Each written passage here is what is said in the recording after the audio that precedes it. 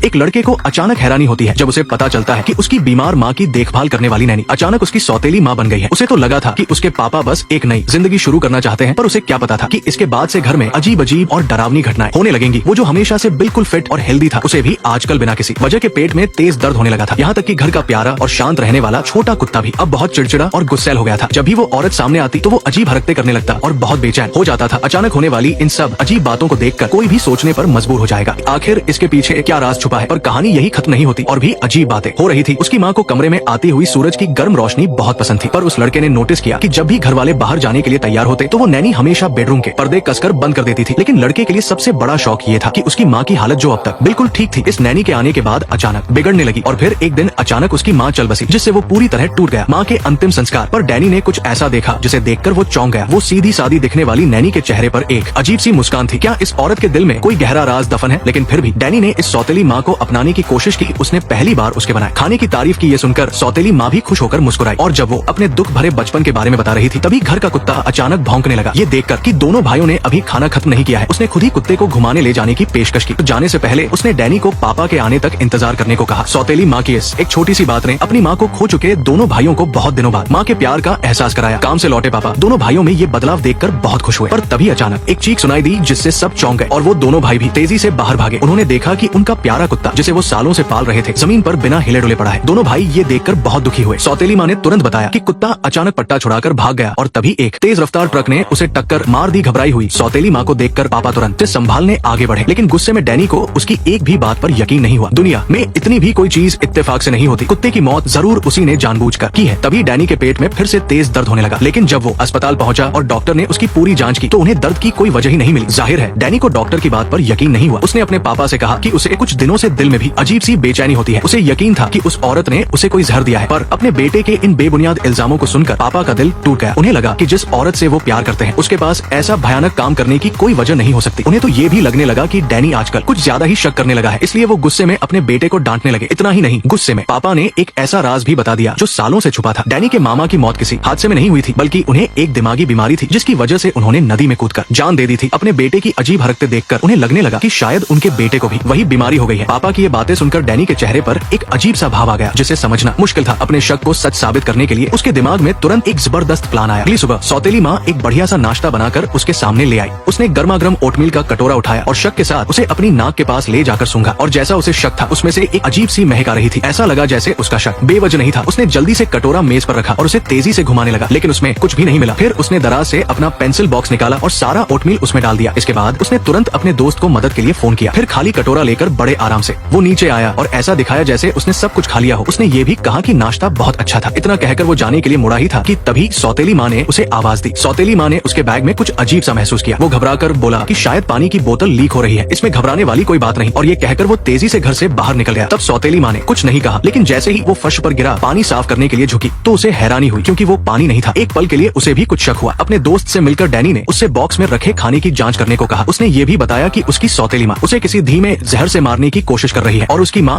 और कुत्ते की मौत के पीछे भी उसी औरत का हाथ है। लेकिन डैनी ने चाहे कितनी भी इमोशन होकर पूरी बात बताई, एना उसे हमेशा शक की नजर से ही देखती रही, क्योंकि वो जानती थी कि अपनी माँ को खोने के बाद डैनी बहुत ज्यादा सेंसिटिव और शक्की हो गया है। नेक्स्ट पार्ट देखने के लिए वीडियो को लाइक करो।